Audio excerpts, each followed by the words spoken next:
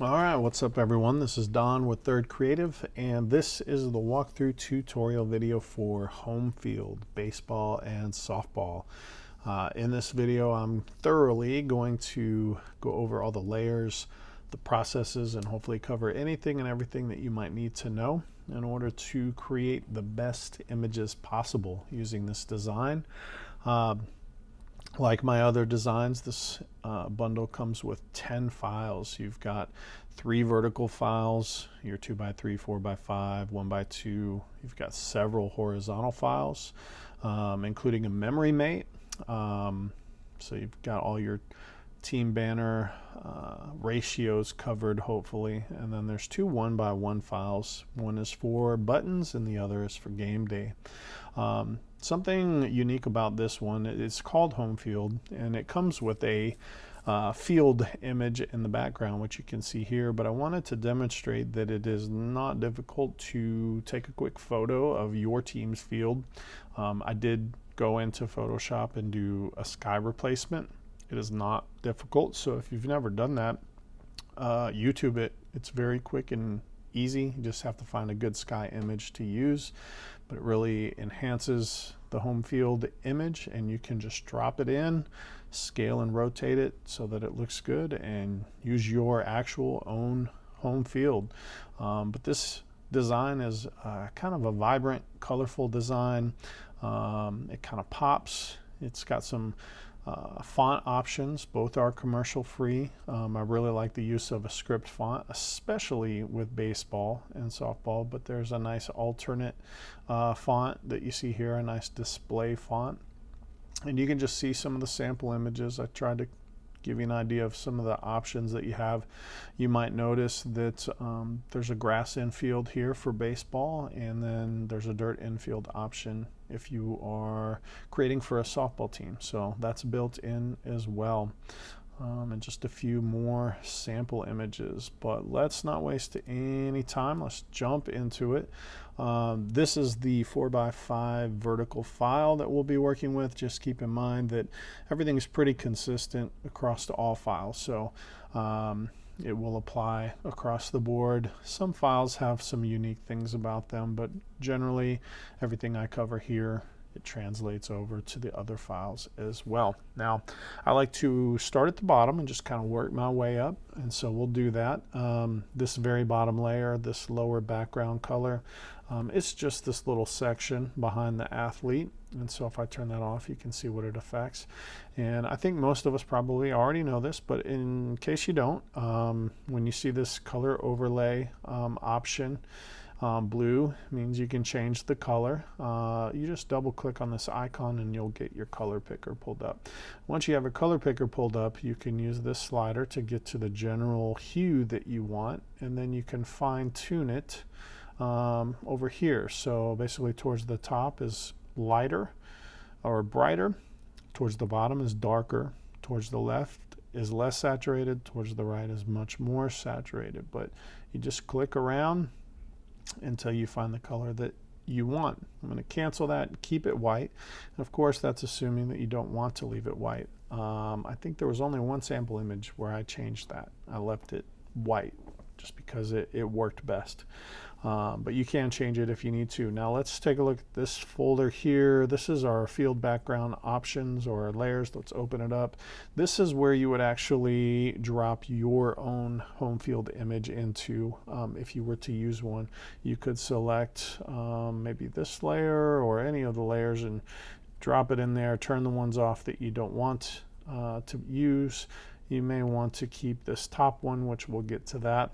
But if you're just using the field that it comes with, that is this layer right here. So I'll turn that off. Again, you can see what happens. If I double click it, it's a smart object. This is the image that I used.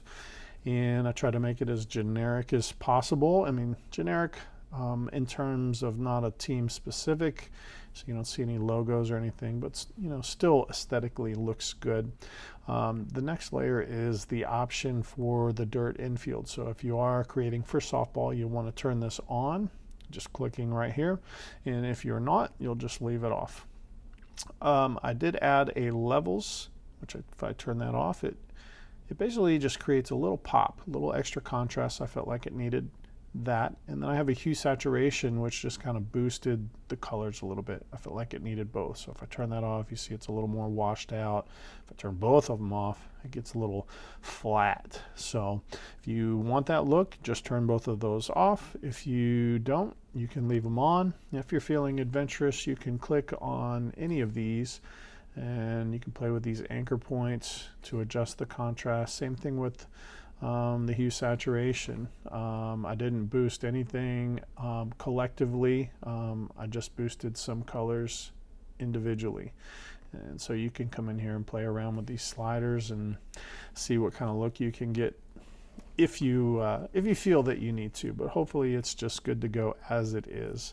I also added this darken upper sky. It's just an extra levels adjustment with a layer mask, so it only applies to this corner, and I just thought it needed it. If I turn it off, you can see it doesn't look bad, but if I add it, it just kind of adds a little bit of pop towards the top of the sky. And then the last layer that we have here is a little bit of I'm calling it hazy atmosphere, but it just adds a little extra realism. So if you pay attention to the area behind the athlete, I'm going to turn it off. You can see what it's doing. So you can turn it off, turn it on, and the opacity is not 100%, it's at 50. So you could reduce it, increase it, leave it on, leave it off, whatever you think looks good for your image. But if I increase it all the way, you can see it's much more washed out. And we'll get it back. Okay, we'll close that up. And the next layer we have here is a folded paper texture.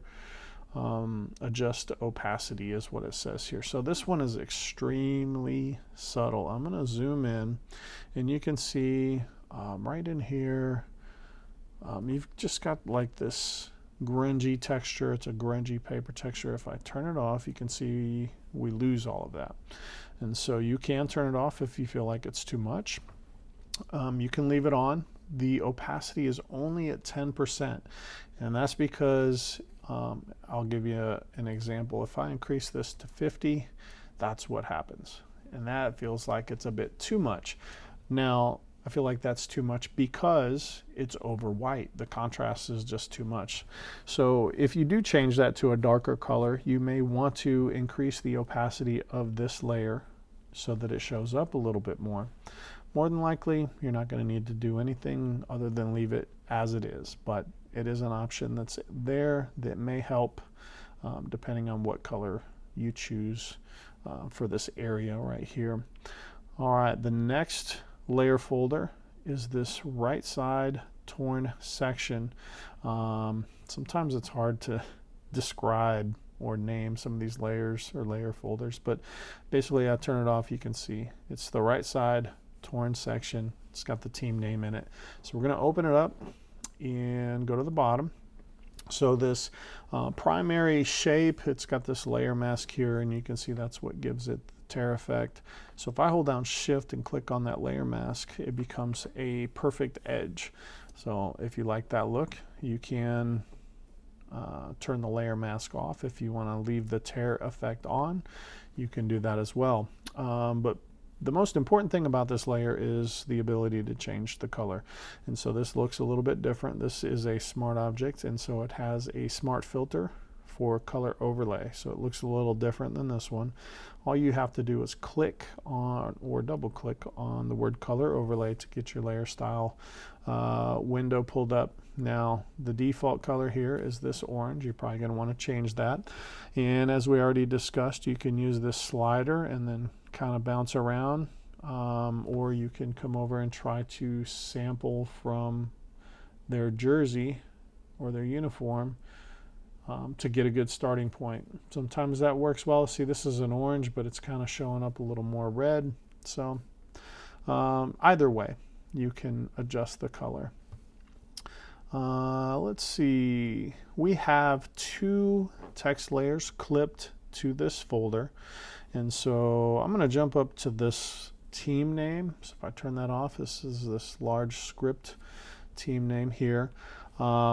So to change text, you probably already know this, double click on the icon here, and let's see, we could change it to Eagles.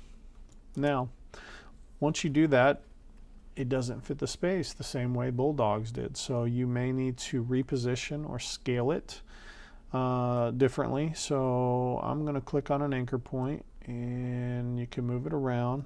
I'm going to hold down Shift, click on a corner, scale it up, and you can move it around. I like to let it run off the canvas.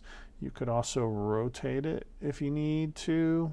You just have to figure out what looks good for your team name. So we'll go ahead and commit that. Well, now it's covering up baseball. So we can come down here to baseball, and I'm going to click on one of these anchor points, then click inside. That allows me to just move it and place it how I want it. And so just keep that in mind. It's set up for Bulldogs baseball. You might need to change it. Let's get it back the way that it was. Let's see. There we go. All right, so we've covered how to change the text. The color is basically the same. So with the text layer selected, you can always go to Properties or Character, and you'll see this little color swatch here. Again, it pulls up your color picker. But then if you double click any text layer to activate it, you then have the option in your contextual toolbar here, or even up here at the very top toolbar. You've got options all over the place to change your color. Currently it's white. You may want something different. Same thing with the team name. Actually, while we're talking about the sport name, there may be some instances where you want to adjust the distance between the letters. And so right now you can see there's kind of a gap in between. It's spread out. The way that you control that is in your character panel right here. I think that's a V and an A, but basically it's called kerning. And depending on the value that you put here, the greater the value, the greater the space in between your characters. So if I wanted a little more space, I could type in 800, hit enter, you see what happens. If I want it to be a little less spread out, I could try 300, but you get the idea. So another way that you can fine tune it, if the way that it already is doesn't fill the space the way that it should or the way that you would like it to. Okay, now let's look at this team name. It's got 2 stroke outlines. So if you double click on the word stroke, you'll see that we have both of these activated. So the first one is closest to the text itself, and in this case I chose to try to match the color behind it, and so it gives the appearance that that section is transparent and then there's a wider outline. And that's just one of many looks that you can go with, but you can change the color by clicking on the little icon here. Same thing for the outer stroke, which you see here is white. Same thing you can change, but you could also increase the size if you want it to be a little more prominent, and that goes for both of them. You can increase the size. So you can play around with the values and the colors and try to find something that you think looks good. Real quick, if we were to jump back over, you can see I chose to not have any stroke outlines on this one. I left it the same here. Went with no stroke outline. This one I only used two colors because of their uniforms. But you get the idea. So I kind of played around with this and just came up with what I thought would look good, whether it's using both stroke outlines or just one, or possibly none at all. So you can do the same thing and decide what you think looks best. Next we have our paper crease overlay, and that's pretty subtle. This layer right here is this crease that goes right through the word baseball. So if I turn that off, you can see it'll go away. There's a little bit more over here. Another thing you can do if you want to is click on one of the anchor points of the layer. You can move any of these around, but the opacity on this one is at 100%. If You feel like it's too prominent, you can reduce the opacity, but more than likely you can just leave that layer alone. This next one above it actually does a little bit more of the work. So if I turn that off, you can see it darkens the color a little bit by not having it on. So when you do turn it on, it lightens it up. So depending on the color that you chose for this section, you may or may not want to leave the opacity at 50%. If it doesn't show up enough, you could increase that value right here. If it's showing up too much and lightening it too much, you might decrease that value. That is up to you, but just another way to really hone in the details and get it fine-tuned. And that is it for this right side torn section. So we'll close it up. Next we have, it's like a built-in exposure vignette. So basically it just kind of darkens the corners. By default, I made this extremely subtle. If I turn it off, you'll barely even notice. In fact, you probably won't notice on the bottom corners because it's black. You'd only notice it up here at the top. But I'm going to turn it off. You can just see that it lightens the corners a little bit. I like a vignette on a lot of my designs. It just kind of helps draw you in towards the subject. But depending on your uniforms, the color schemes that you go with, you may or may not want it, or you may want it to have a little more impact on the image or a little less. So two ways that you can adjust an exposure vignette. One is by the values of the exposure itself. So you could double click this icon to get your exposure properties. It's this top slider. You can see I moved it slightly to the left. If you continue to move it to the left, it's going to be a more prominent effect, and you can get carried away with it just like anything. So just be careful there, but you may want it to be a little more prominent. Another way that you can alter it is to kind of bring it in a little tighter. And what I mean by that, if I zoom out, you can see I've got it much wider than the canvas itself. And so if I were to click on any of these outside anchor points, and then I'm going to hold down Shift and Option. I'm on Mac. It'd be Shift and Alt for Windows. And that's just going to maintain the proportions. But if I want it to affect more of the area, I can drag in, and you can see what it does. You can drag out so it's more subtle, drag in for more prominent. So that, in conjunction with adjusting the values, is another small detail that can make a big difference, I think. So I'm not sure how many of you use it, but it's there, and I think it can, if you adjust it to fit your image, it can make it look even better. All right, next we've got our letter background options. So I'm going to open that up. Basically, there's two text layers in here. The first one by default is this script font. I have a B. I'm going to turn that off. We'll turn it back on. Actually, we'll turn it off and turn the other one back on. So you can see I've got two options. It's the two fonts that are used in this, but you can pick which one looks best, or if you feel like neither of them work for you, you can always change it to any font that you like. But the thing that I found when I was creating sample images is that this script font, as great as it is, or even other script fonts, not every letter really looks good and works in this situation. So I felt like it would be good to have a nice display font like this as an alternate so that you can use that. And then once you change it, you know, you might have a G. You could probably leave that like it is, but you can always move it around. I'm going to hold down Shift, click a corner, scale it up, scale it down. You can get it how you want it. But you have two font options to choose from. Now, I actually have the fill reduced to 15%. So the actual color of the font by default is white. You can see this white up here, and the fill is only 15%. And so if you look right here where it's overlapping the orange, you can see that 15% basically opacity, a little different, but it just affects that, almost kind of makes it look like you're looking through glass-ish maybe not exactly, but you may want full transparency, so you could reduce it to 0. You could increase it to any level you want, including 100%. And if you do 100%, then you might consider changing colors.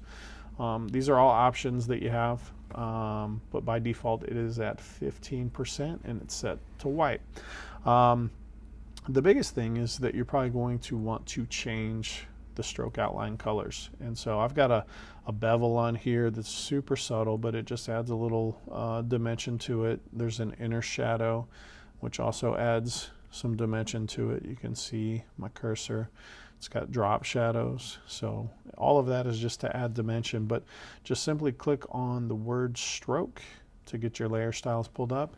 And just like the text over here where we already went over this, it's the same thing. You can change the color of the, in this case, the top one is the outside stroke. The second one is your inside stroke, so you can change the colors the same way, and you can change the value of the size if you feel like it needs it. If it needs to be a little bolder, that's up to you, but it's all the same, and it's set up the same way on this other font option. Pretty simple. Now, occasionally, I had one where they're the young guns, and so I actually did the Y and the G. It worked out. It may not always, but it doesn't have to be necessarily just one letter. You can experiment with that depending on what their mascot or team name is. Next, we've got a soft glow behind subject. So if I turn that off, you can see it's just a little extra subtle effect. And like a lot of my layers, the opacity is reduced, so it can be increased, or it could be decreased or even turned off, depending on if you feel like it makes your image better or not. Next, we have noise/grain. Now this is really subtle, but I'm going to zoom in and you can kind of see some of the grain here. If I turn it off, you can see what it looks like. So I liked it just because it made it look like there's atmosphere behind him, little particles, I guess you would say. It's a pretty common technique in compositing natural environments, so that option is there if you want to leave it. The opacity is reduced, so that can be adjusted or it can be turned off. Next, we have our subject image folder. This is where you're going to place all your subject images. So if you're using automation, you might rename some of these folders, and you probably already know what you're doing, but if you are doing this manually, you would drag and drop them and place them in this folder. And of course, you can use these anchor points and hold down Shift to scale, click inside, move them around. Once you get it how you want it, hit the check mark. But it's as simple as that. There is a layer mask here, which is a gradient mask, and that's what creates this fade right here. So depending on what color the background is, what color their pants are, what color you have for the name in front, there may be a situation where you need to adjust this layer mask. If I hold down Shift and click on it, it turns it off. You can see what happens here. But you just want to make sure that the name doesn't get lost with the color behind it. So here his leg does show through a little bit below the top of this text line. So if that is distracting, it's not in this case because it's all white with a much darker orange and black. It works. But basically two options, and I cover this in most of my recent tutorial videos. The first option is the cheat method. Click on this little chain link here to unlock your layer mask. Now this is our layer mask. I can click on this bottom and I can drag it up or I can drag it down. And more than likely that'll work for most of you. If you want it to be a little more precise, you can use the actual gradient tool to recreate a gradient mask. So first thing is to make sure you have your gradient or your layer mask, selected. You can see that I have this selected. Then you want to select your gradient tool, and you'll see this up here. This is your gradient picker. Just make sure you don't have anything weird. You want black to white or white to black. This is black to white. And for those of you who do not know, black conceals and white reveals. So because this is black to white, I'm going to click low and drag. Well, no, I got it backwards. Spin it around. Maybe just start over. I'm going to click high and drag low. And you can see you can swing it around. Now I can hold down shift if I want it perfectly vertical. If I want a little bit of an angle, I can let go of shift and kind of drag it over here to the side. You can see what it's doing, but you can adjust it so that it works for your image and your color scheme. That's how you do it. So not a super deep dive, maybe a little mini crash course. Next we have our lower foreground layer. So let me turn that off. It's quite a bit that's in there. So we'll open it up and go through it. I'm going to scroll. Let's see here, down to the bottom. So this is a shape layer that is most of this. And so it has a color overlay. That's where this black is coming from. So, and it has some stroke outlines. So you can see these stroke outlines here. There's actually, what, 3 of them. So double click on any of these, and it'll bring up your layer styles. And so controlling the actual color here is going to be the color overlay, and clicking on this box, which we've kind of already covered. And then you have your 3 stroke outlines. So this bottom one is actually the top one, and the value is super high, and that's what makes it so bold. You can reduce the size value to make it smaller if you want, increase it. You can play around with that. Let me hit cancel and go back in just to get it back where it was. So you can adjust the color the same way, clicking on this little box here, and just work your way through and find the color that you like that works for your image. It's the same on all of those. So basically just the color here, and potentially playing with the size if you feel like it needs it.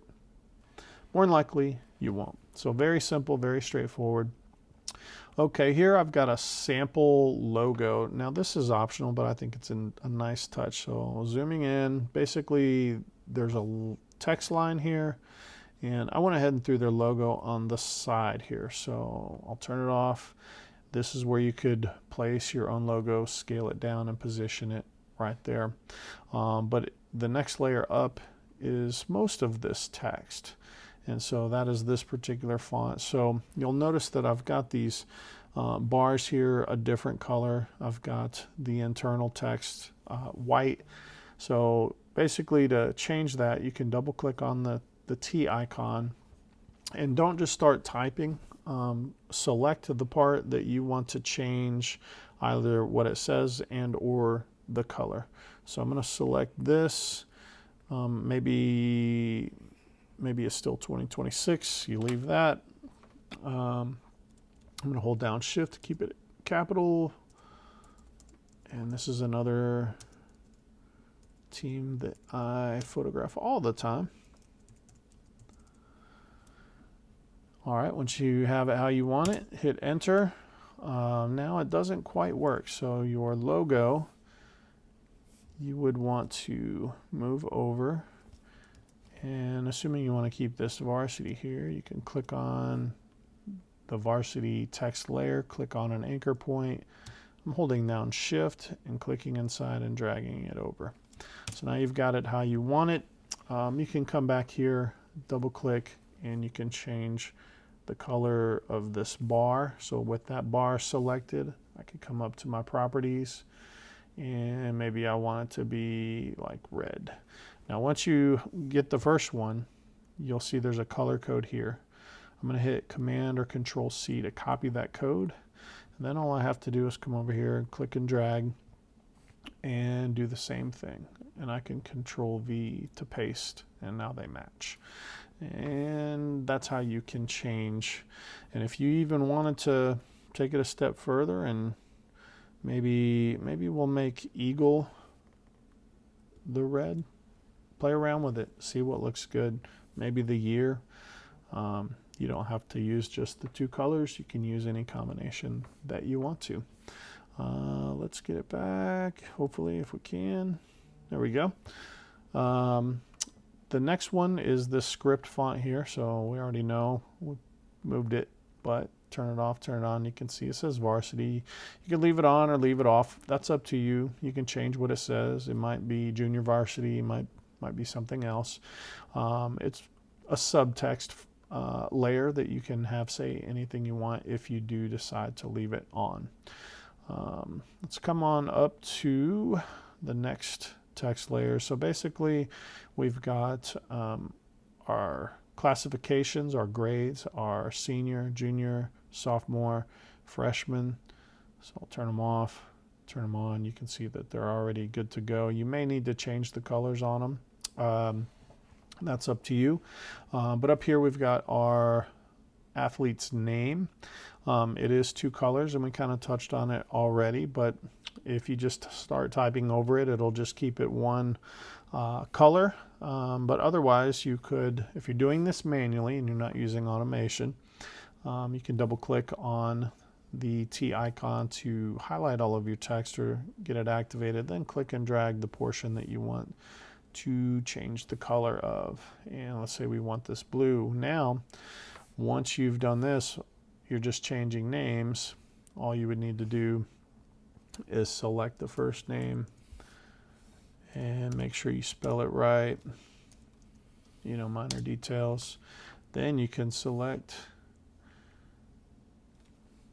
the last name and change that. And you can also select the last name and change the color. So pretty easy. If you're doing a lot of images, you're probably using automation and not doing it manually. But if you are doing it manually, that's how you would do it. And that is it for the lower foreground layers, with the exception of this texture that's clipped to it. So if I turn this layer off, you can see we lose a lot of the effect. And just like a lot of the other paper texture effects, opacity is reduced. So you need to adjust the opacity to a level that works for your image and the colors that you have. But that is clipped to this whole bottom section here, and it will apply. Let me get that color back. The next thing that we have is the grunge border, and it's got a layer mask on it. But basically it applies all along the edge. It's almost like a old weathered beat up baseball card. If you zoom in quite a bit, you can see what it looks like all around the edge. And so I'm going to turn it off. You can see it goes away. Again, it's reduced opacity, so you can play with the opacity levels, or if you feel like it's just too much, you can turn it off. And that's it for the grunge border. We're almost there. Let's get this back. Next we have our home plate layers. Pretty simple. I'll zoom in a little bit so we can see what we're working with. So if you come all the way down the bottom, by default I have a home plate turned on. You can turn that off and turn on this circle option. So if you decide to use this for a different sport and you drop in a different image in the background, the home plate may not work. So I threw in the circle as an option for you if you do use it for another sport. But otherwise, you can leave this on and change the color here with this color overlay that's attached to the plate shape layer. I kind of already went over how to do that. Pretty simple. There is a drop shadow on here that you can hardly see because it's on black, but if you went with a different color, you may want to increase or reduce the opacity of this drop shadow depending on how bold it is, so keep that in mind. Next you have the jersey number, and so very simple. I just double click on it, change it to 24, hit enter, and you're there. And you change the color the same way, so up here in your properties or in your character panel, and then it does have a stroke outline, just one. So if you double click on the word stroke, you'll get this pulled up and you can change that. Pretty simple, pretty easy. Now, something that you can do if you don't want to have jersey numbers on all of the images, you could, maybe I can even demonstrate it real quick. I've got this, so I'm going to duplicate this.